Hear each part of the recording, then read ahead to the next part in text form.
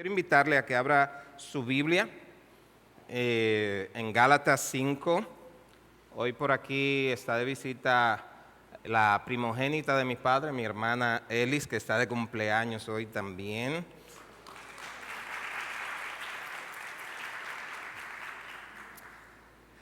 Gálatas capítulo 5, vamos a estar leyendo los primeros 12 versículos. Gálatas 5, del 1 al 12. Dice así la palabra del Señor.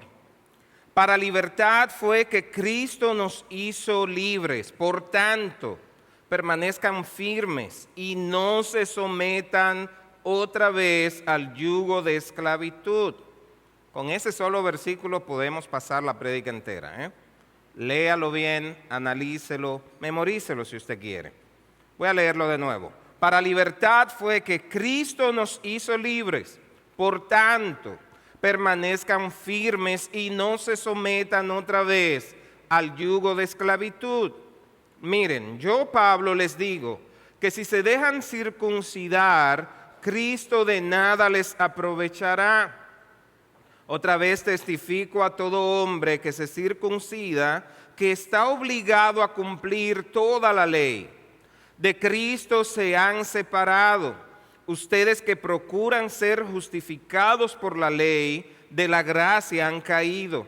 Pues nosotros, por medio del Espíritu, esperamos por la fe la esperanza de justicia. Porque en Cristo Jesús ni la circuncisión ni la incircuncisión significan nada, sino la fe que obra por amor. Ustedes corrían bien. ¿Quién les impidió obedecer a la verdad? Esta persuasión no vino de aquel que los llama. Un poco de levadura fermenta toda la masa. Yo tengo confianza respecto a ustedes en el Señor de que no optarán por otro punto de vista, pero el que los perturba llevará su castigo, quien quiera que sea. Pero yo, hermanos, si todavía predico la circuncisión, ¿por qué soy perseguido aún? En tal caso, el escándalo de la cruz ha sido quitado. Ojalá que los perturban también se mutilaran. Estas palabras son fuertes, tremendas. Vamos a orar. Señor, gracias por la libertad que tenemos en Cristo. Hemos estado cantando que cuando estábamos muertos, tu voz habló, venció la muerte y nos diste vida, Señor. Ahora, Padre, ayúdanos a mantener esta libertad, a permanecer firmes en esta libertad. Háblanos por medio de tu palabra. Te lo rogamos en el nombre de Cristo Jesús. Amén. Amén. En el año 1863, durante la Guerra Civil de Estados Unidos, dice la historia que el presidente Abraham Lincoln firmó la proclamación de emancipación que declaraba legalmente libre a más de 3 millones de esclavos en los estados del sur. Desde el punto de vista legal, estas personas ya no eran esclavas. La ley los había declarado libre, había cambiado su condición. Pero algo muy llamativo ocurrió. Aunque eran legalmente libres, muchos de ellos no se fueron.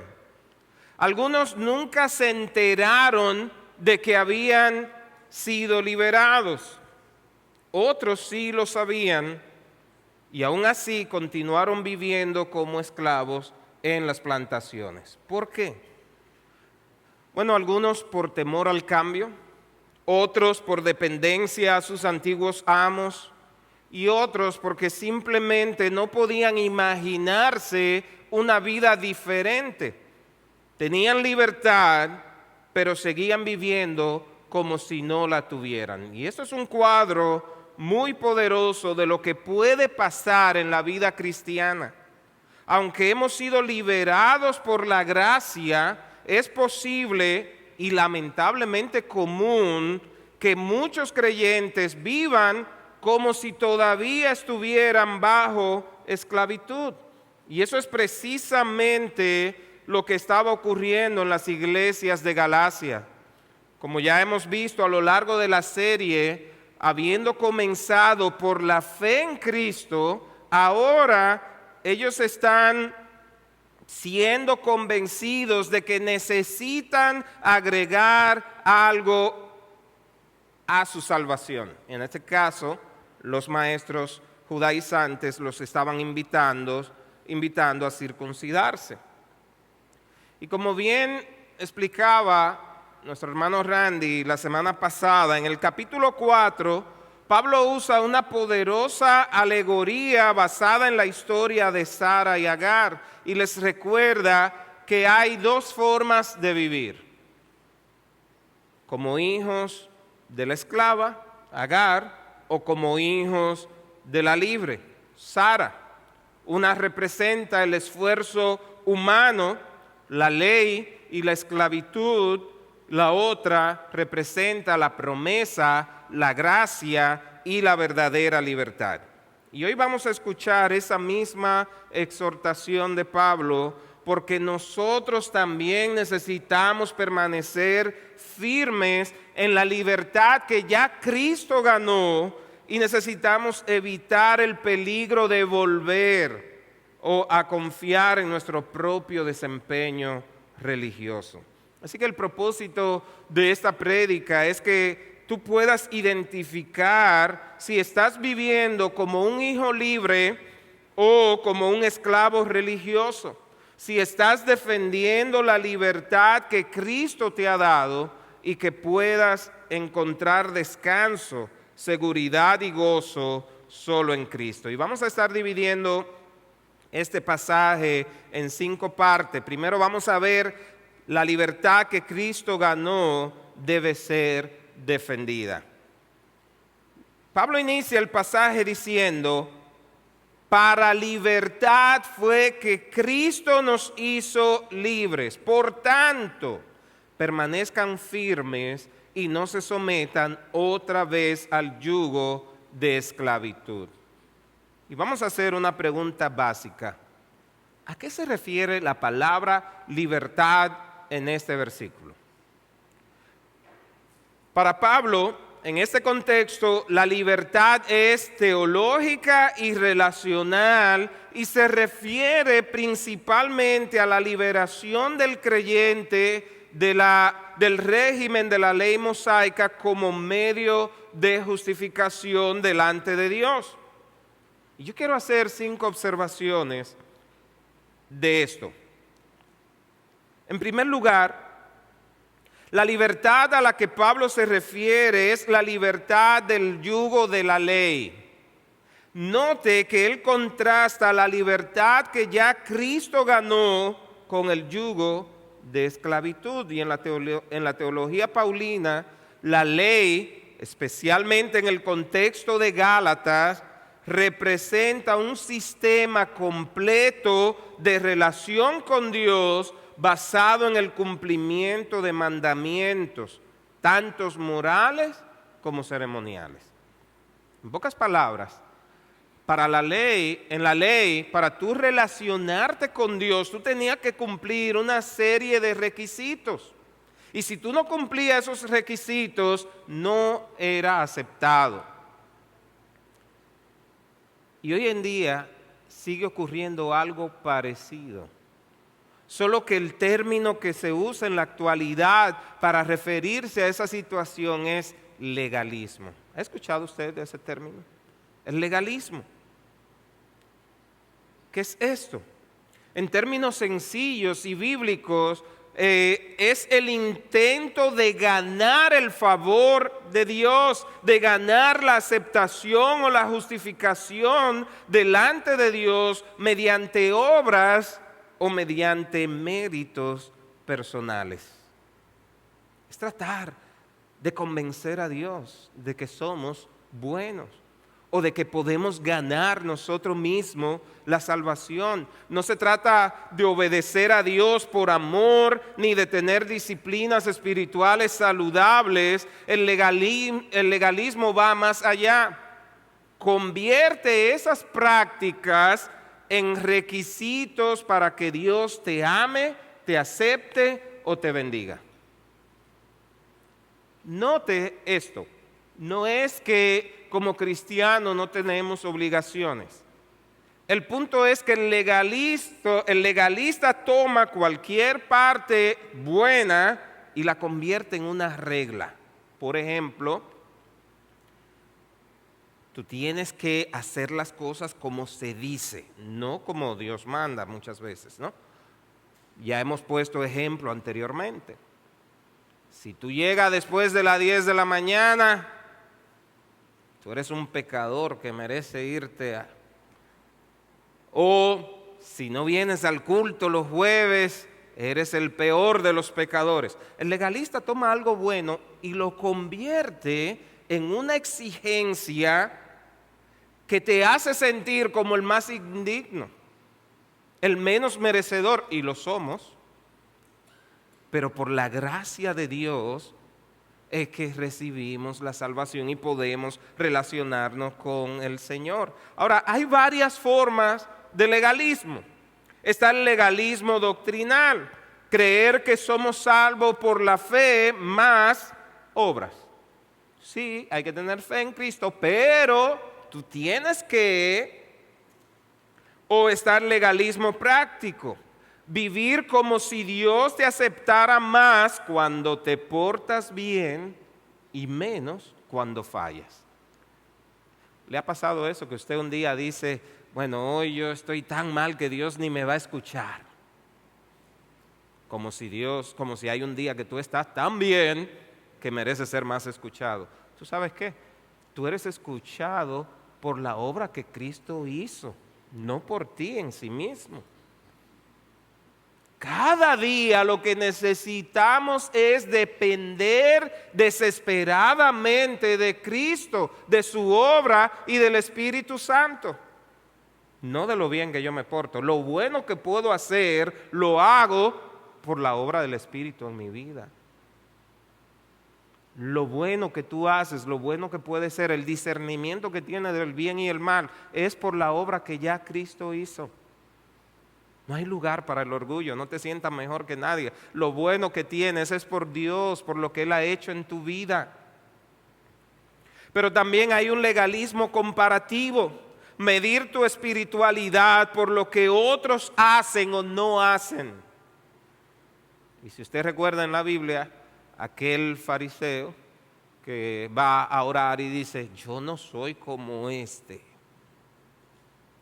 ¿Verdad? Algunos se sienten bien, no, yo hago mi devocional todos los días, sin mancar. O yo no he faltado ni un solo día al culto este año. Yo leo la Biblia como loco.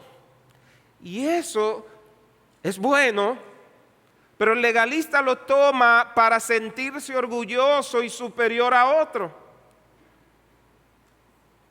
En lugar de reconocer la gracia y decir, gracias Señor porque te puedo conocer al leer tu palabra. Gracias Señor porque puedo amanecer y tener un momento de comunión contigo en mi devocional.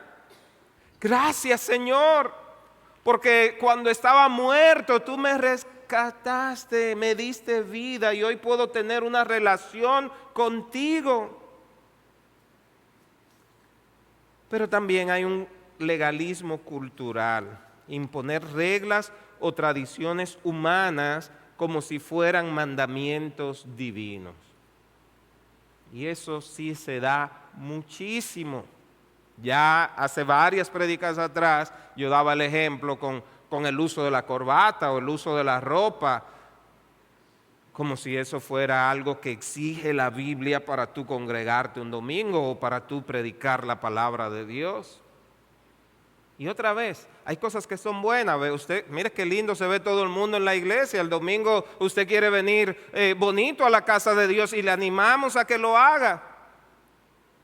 Pero si hacemos de eso una regla para usted venir, eso no es lo que manda el Señor. A eso le llamaríamos legalismo. Y en todos los casos, el legalismo reduce la cruz de Cristo y eleva el esfuerzo humano. Ese es el mayor problema. Que entonces se enfoca en lo que hago yo, no en lo que ya Cristo hizo. Y el legalismo es enemigo directo de la libertad que Cristo ya ganó en la cruz. La ley dice, haz esto y vivirás.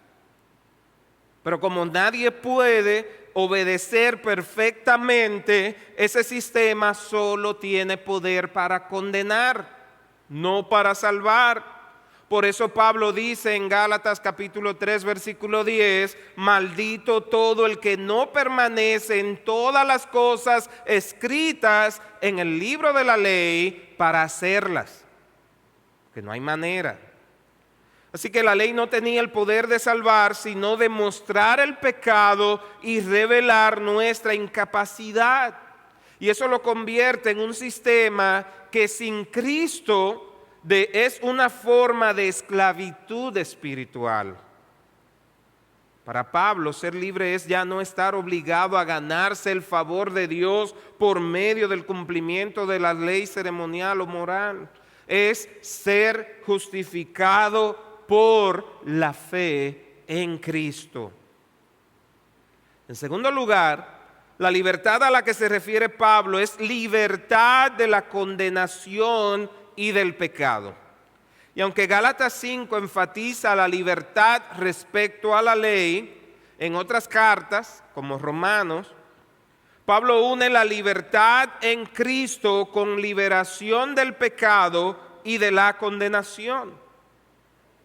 Y esta libertad no es libertad para pecar, y eso lo vamos a ver en la siguiente prédica, sino que es libertad para vivir bajo la guía del Espíritu y producir fruto, como veremos en los siguientes domingos.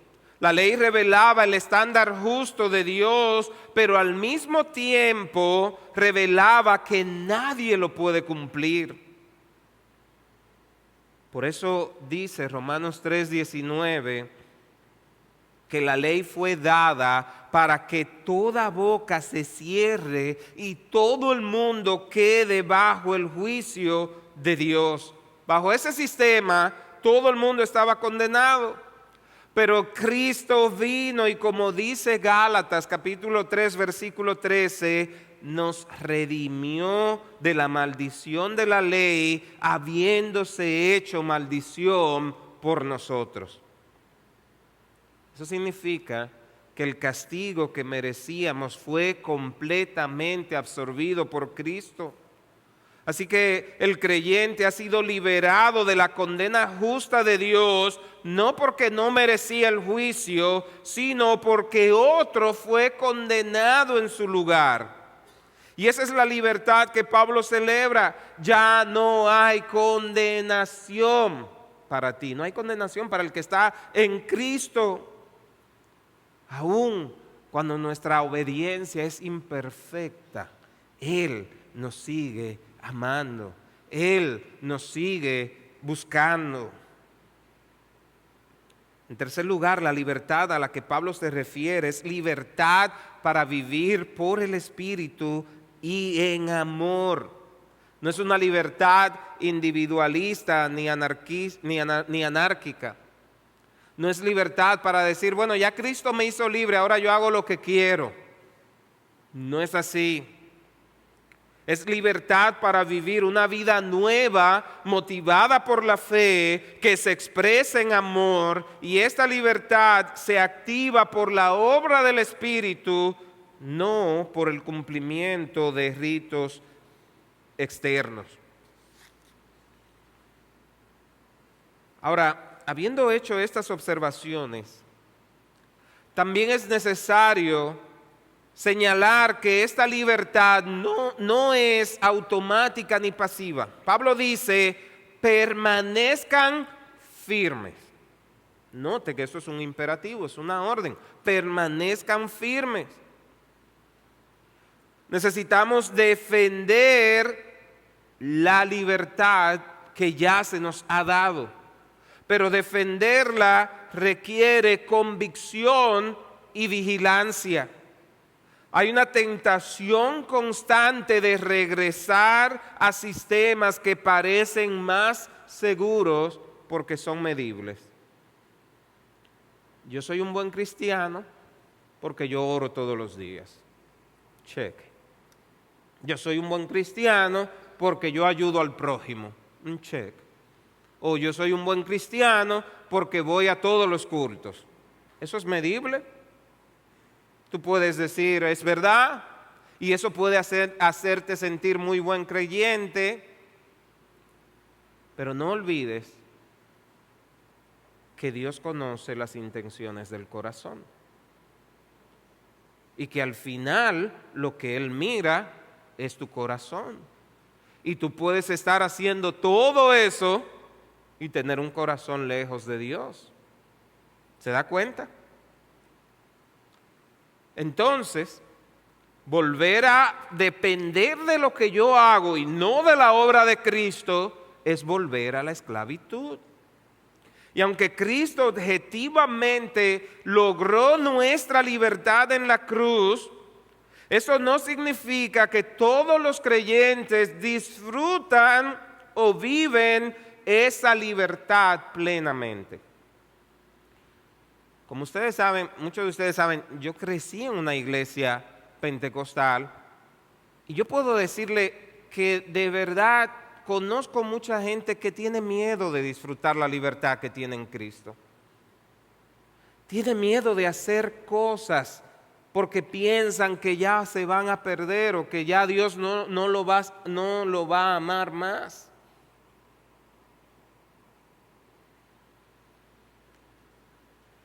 Cuando yo entré en la relación de noviazgo con Angelina, hace ya 18 años atrás, estando yo todavía en esta iglesia, para algunos yo estaba descarriado casi ya.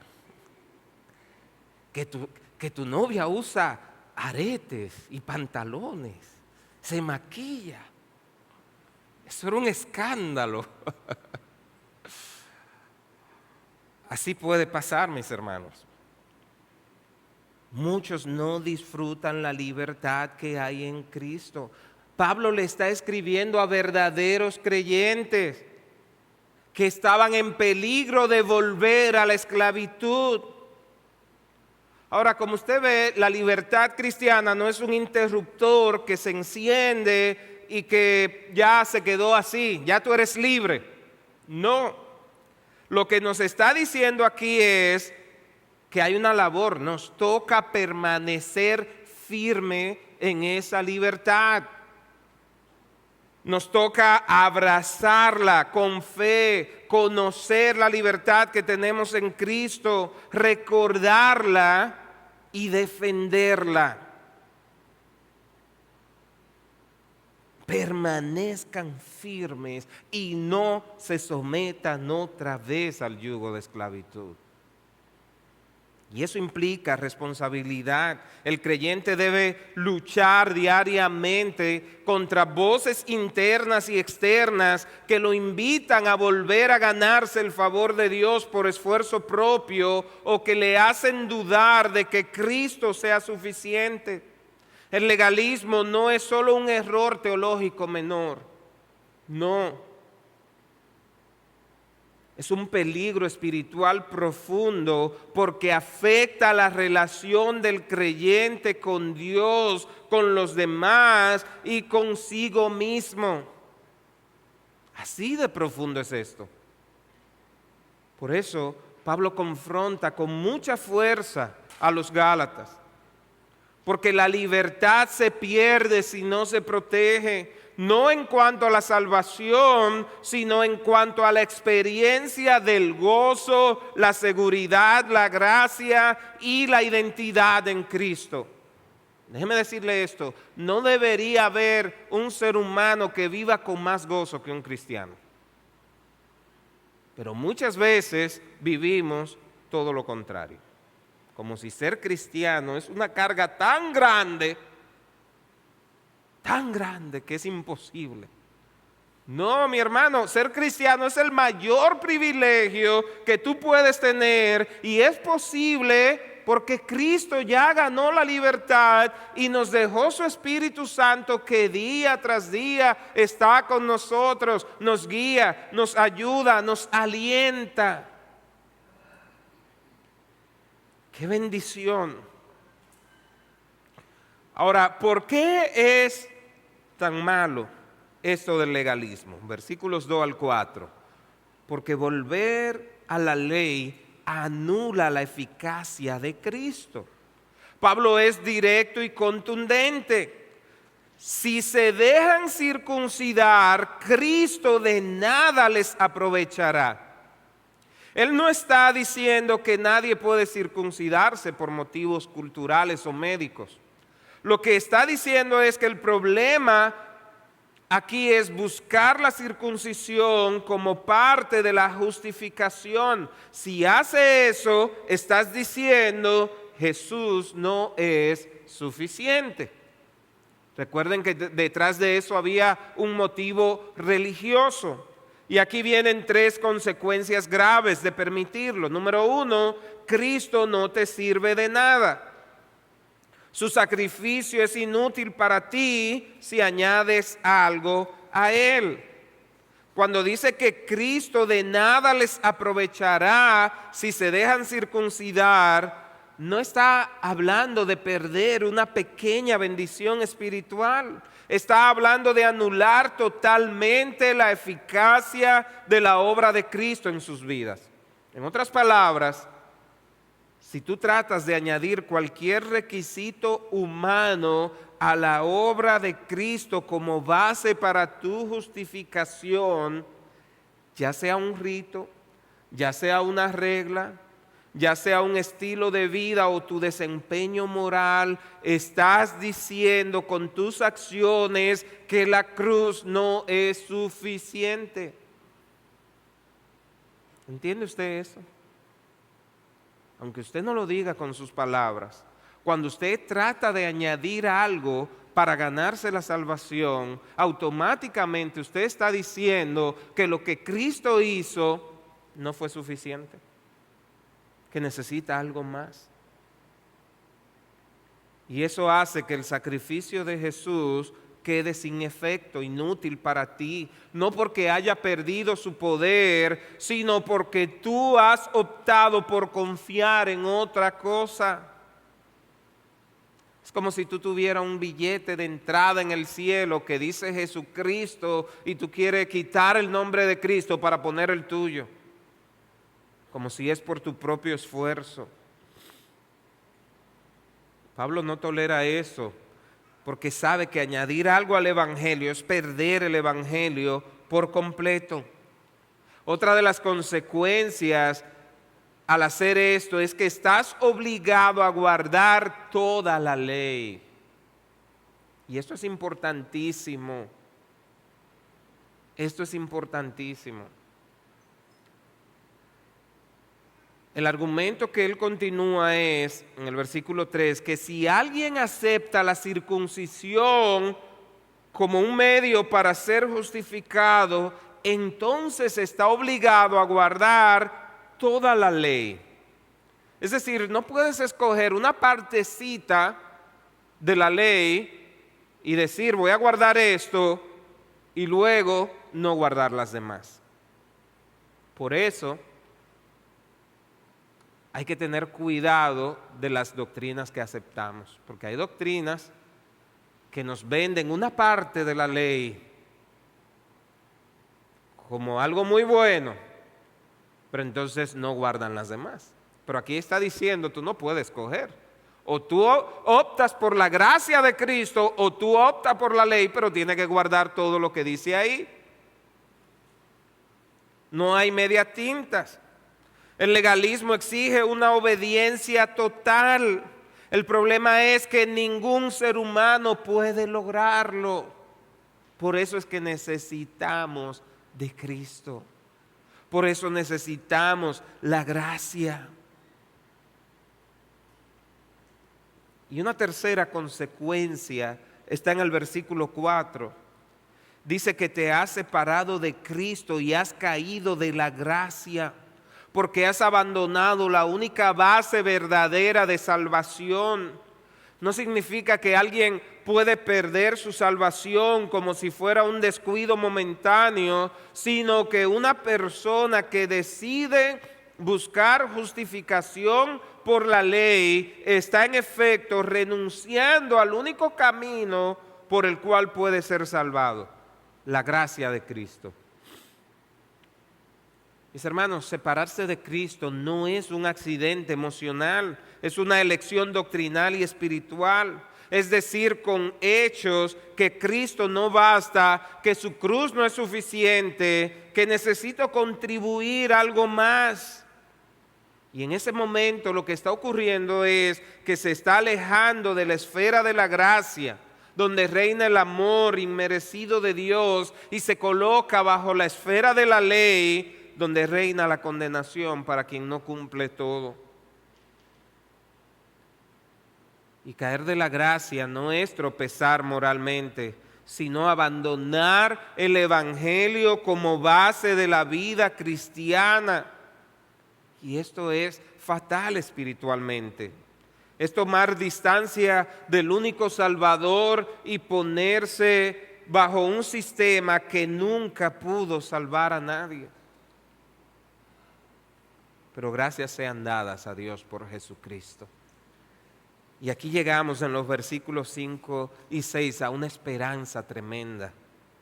Mire cómo dice el versículo 5: pues nosotros por el Espíritu, mediante la fe, esperamos la esperanza de justicia. Pablo habla aquí de una esperanza futura que ya ha comenzado, pero aún no se ha consumado. La justicia final y plena que Dios otorgará a su pueblo en el día del juicio. Y esta esperanza de justicia es la plenitud de lo que ya poseemos por fe. Fuimos justificados en el momento en que creímos. Tú fuiste declarado justo, pero aún esperamos la manifestación completa de esa justicia cuando Cristo regrese y nos glorifique. Lo que se llama el aquí, el todavía, el ya y el todavía no. Ya tú eres justificado. Es decir, cuando Cristo te mira, si ya tú estás en Cristo, Él no mira tu propia justicia, mira la justicia de Cristo que ya fue puesta a tu favor. Pero también Él sabe, como dice la primera epístola de Juan, que pecamos, pero que tenemos un abogado, porque mientras estemos en esta vida no estará completa esa justicia. Ahora, este tipo de espera, la espera del cristiano, no es incertidumbre, como quien espera a ver si logra pasar un examen. No es que tú dices, bueno, déjame ver cómo me va. No. Es una seguridad confiada, como quien espera el amanecer tras una larga noche, sabiendo que el sol va a volver a salir. Y mire algunos resultados de esta esperanza. Primero, nos da descanso hoy. No necesito vivir con ansiedad religiosa, tratando de ganarme el favor de Dios, porque ya he sido declarado justo en Cristo. Lo que espero es simplemente la plenitud de lo que Él ya ha comenzado en mí. Y usted puede preguntar, ¿y qué pasa si yo sigo pecando? Otra vez, te recuerdo, en este mundo seguiremos pecando, pero tenemos un abogado. Se llama Jesucristo. Ahora, Juan dice, hijitos, no pequen. Y dice, el que practica el pecado no es de Dios. ¿Sabe lo que está diciendo? No es que tú vas a vivir una vida intencionalmente pecaminosa, porque ya fuiste liberado de eso. Pecas porque todavía continúas luchando con la naturaleza pecaminosa, con el viejo hombre. Pero no vives una vida pecaminosa, porque ya has sido salvado, ya has sido liberado del pecado. Entonces, lo que nos está diciendo aquí es que esta esperanza nos da descanso hoy. Yo no vivo con ansiedad. Ay, Señor, me va a caer un rayo porque pequé. No.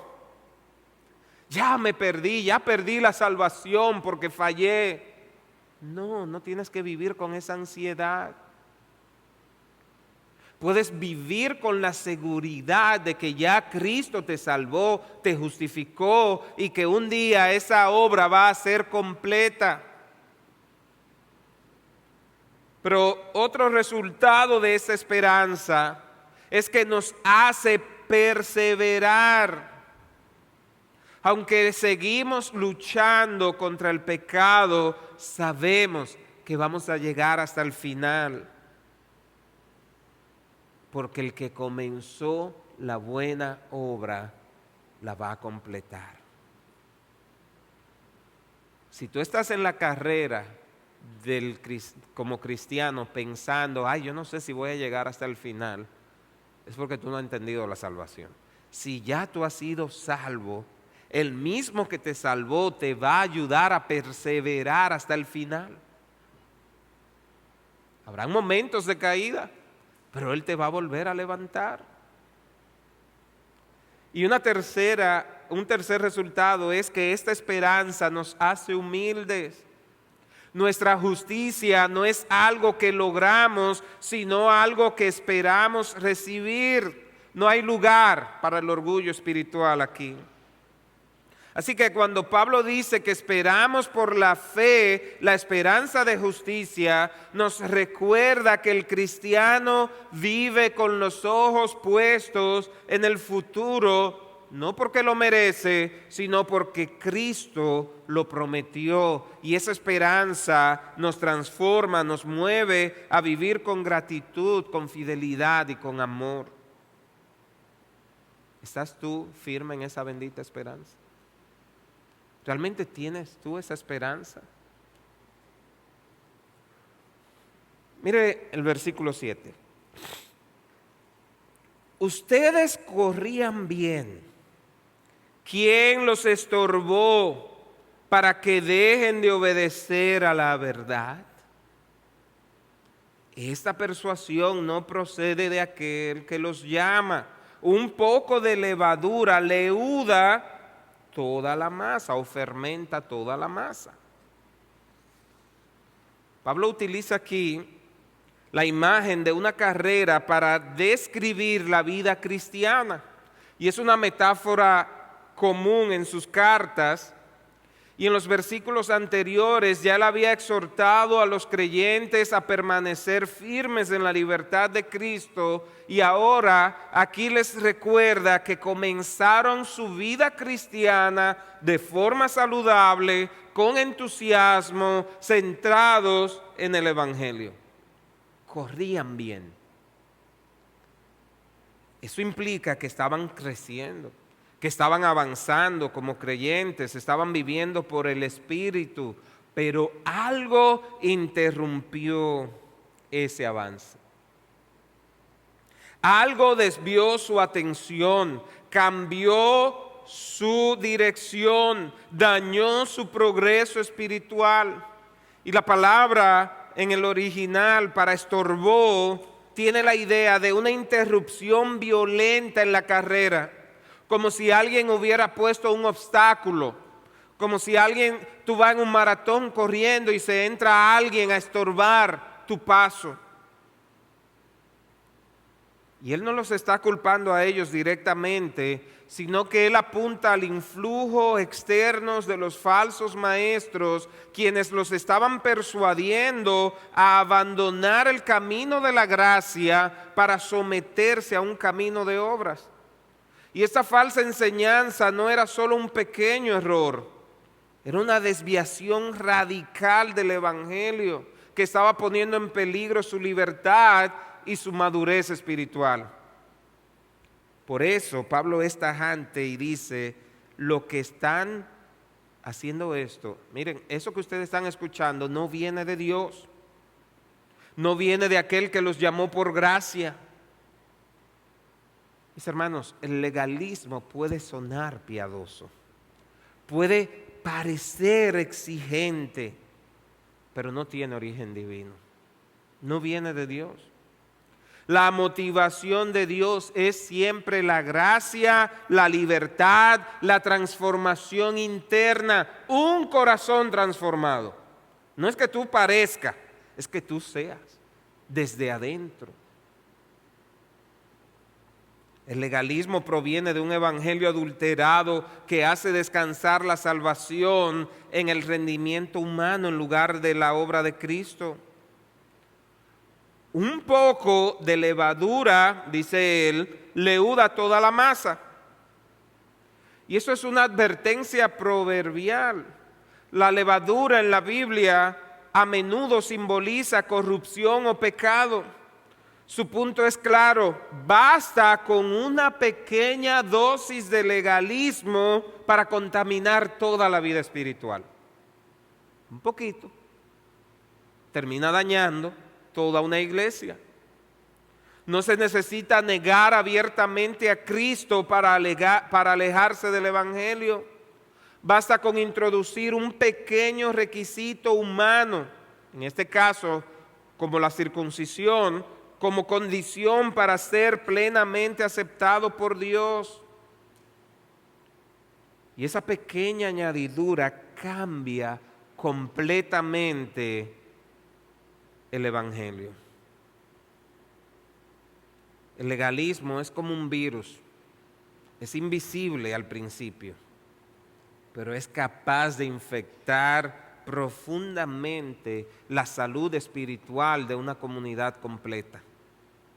Así de terrible es.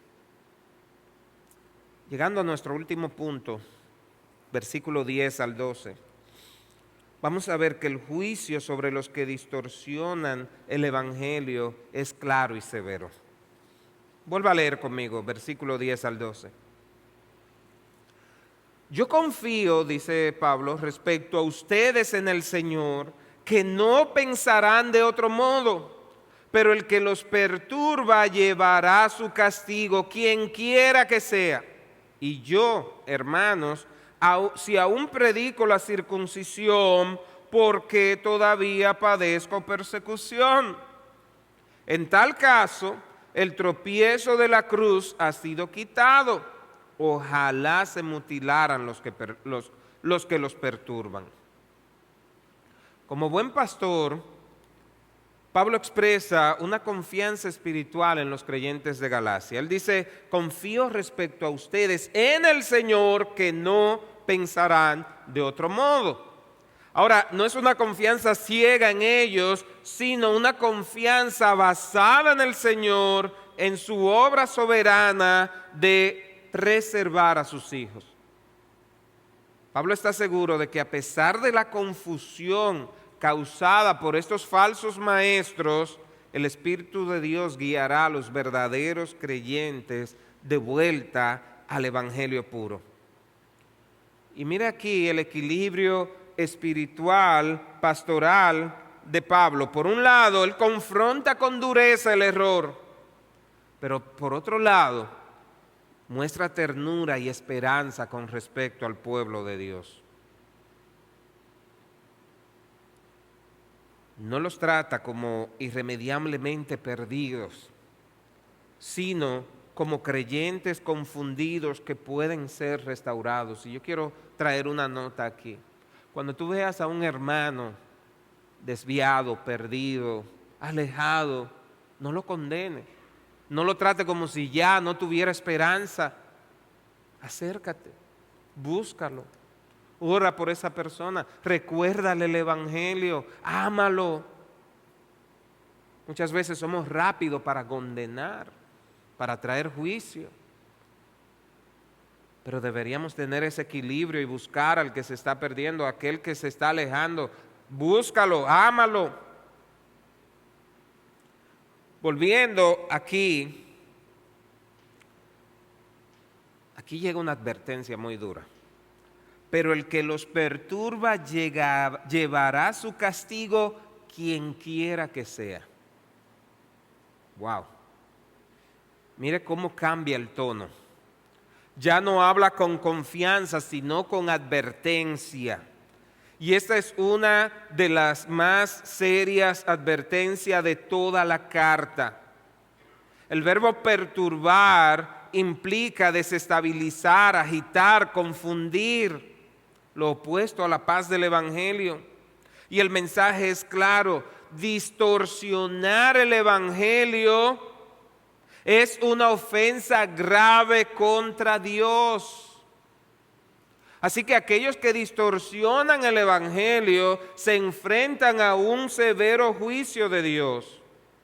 No importa quién sea el responsable, la distorsión del Evangelio atrae juicio. Ya Pablo había dicho algo similar en el capítulo 1, versículos 8 al 9. Si alguien le predica un evangelio diferente, aun sea un ángel, que sea anatema. Y esto es una enseñanza solemne. Enseñar falsamente acerca de cómo una persona es aceptada por Dios es tocar lo más sagrado, es alterar el único camino de salvación. Por eso la justicia de Dios está sobre aquellos que pervierten la gracia. Y él concluye diciendo: y yo, hermanos, si aún predico la circuncisión, ¿por qué todavía padezco persecución? En tal caso, el tropiezo de la cruz ha sido quitado. Parece que los enemigos de Pablo lo acusaban de incoherente. Quizás decían algunos que él en otros contextos predicaba o promovía la circuncisión, porque él hizo circuncidar a Timoteo. Pero él responde con lógica: si yo predicara lo mismo que ellos predican, no me perseguirían, estaría de su lado. Pero ¿sabe qué, mis hermanos? La cruz es siempre un escándalo. El evangelio de la gracia ofende al corazón humano. Por eso cualquier pastor que quiere ser firme a la palabra de Dios debe saber que muchas veces su mensaje va a ofender a muchos, porque el mensaje de la cruz es ofensivo a quien tiene un orgullo espiritual de creer que puede lograr las cosas por su propio modo. El legalismo suaviza el mensaje. Ofrece algo que el hombre puede hacer para ganar el favor de Dios, pero el evangelio confronta. El evangelio destruye el orgullo, anula el mérito y pone a todos, judíos, gentiles, religiosos y pecadores, en el mismo nivel de necesidad ante Dios. Mire cómo él dice: ojalá se mutilaran los que los perturban. Y esas son palabras fuertes y chocantes. Y él está usando una expresión irónica y deliberadamente intensa. Y la palabra mutilar, en el griego, en ese original, hace referencia a castrarse. Ojalá se castraran. Y es una referencia literal a esta castración, porque dicen algunos que los Gálatas, en Galacia había una práctica religiosa, un rito que algunos se mutilaban, se cortaban y hasta llegaban a castrarse como un rito a un dios. Y es como si Pablo le está diciendo: si ustedes están tan obsesionados con la circuncisión como medio para agradar a Dios, ¿por qué no van más allá y se cortan por completo? Ahora, esto no es crueldad. Es una expresión de indignación profética al estilo del Antiguo Testamento. Él está diciendo: estos falsos maestros están tan fuera del evangelio que más les valdría dejar de pretender que están representando al pueblo de Dios. No lo representan. Aunque hablan en nombre de Dios, no representan a Dios, representan un falso evangelio. Es como un cirujano que tiene el poder de salvar a una persona, va a extirpar un tumor, pero en lugar de seguir el protocolo, decide improvisar y termina dañando órganos que están sanos. Ahora el paciente, en lugar de quedar mejor, quedó peor. Eso es lo que hace un falso maestro. Tienen en sus manos la verdad que puede dar vida eterna, pero al distorsionarla dañan espiritualmente a las personas y se hacen responsables delante de Dios. Así que mis hermanos, ¿qué hemos visto aquí? Esto es profundo y fuerte. Esto no es para pasar paño tibio, esto hay que decirlo como lo está explicando el apóstol Pablo. Él nos está mostrando aquí la gravedad de alterar el evangelio. No solo arruina el mensaje, sino que destruye a las personas. Y el juicio sobre los que perturban la verdad no es un detalle menor, es una advertencia urgente. Si tú te has estado dejando llevar de falso evangelio, despierta, abre los ojos. Solo la gracia de Cristo es suficiente. No tienes que añadir nada. Si estás volviendo a caer en la trampa de ganarte el favor de Dios por tu propio esfuerzo, despierta. Si eres cristiano, hace lo que haces porque amas a Dios desde un corazón agradecido, no desde un corazón que anda buscando ganarse el favor de Dios. Necesitamos estar vigilantes, celosos de la verdad, confiados en que Dios guardará a los suyos mientras defendemos con valentía y humildad la cruz que salva. Así que lo que hemos visto hoy es esto. Número 1, permanece firme en la libertad que Cristo te ha dado. Ya no tienes que ganarte el favor, tienes que recibir lo que ya Cristo te ha dado y defenderlo. Así que mi hermano, evalúa si estás descansando en la gracia de Dios o si has empezado a pensar que tu aceptación ante Dios depende de tu desempeño. Déjame preguntarte, ¿te sientes libre en Cristo o esclavizados por reglas humanas? Segundo, no agregues nada al evangelio de la gracia. Pablo advierte que intentar justificarse por la ley anula la gracia. Así que examina tu corazón si has empezado a confiar, aunque sea un poquito, si has estado agregando algo más como base para tu seguridad espiritual. Evalúalo, piénsalo. Y en tercer lugar, sé sensible a las falsas enseñanzas que distorsionan el evangelio. Un poco de levadura, un poquito de enseñanza errada puede contaminar toda la comunidad. Así que ten cuidado con lo que estás escuchando. Tienes que discernir. ¿De verdad viene esto de Dios? Ten cuidado al mensaje que te está exponiendo. Hoy en día, con todas las ventajas que tenemos, es fácil pasarte el día buscando predicación en YouTube, buscando una canción, buscando una enseñanza, pero ten cuidado. Tienes que discernir lo que estás escuchando, porque puede haber falsa enseñanza. Póngase de pie.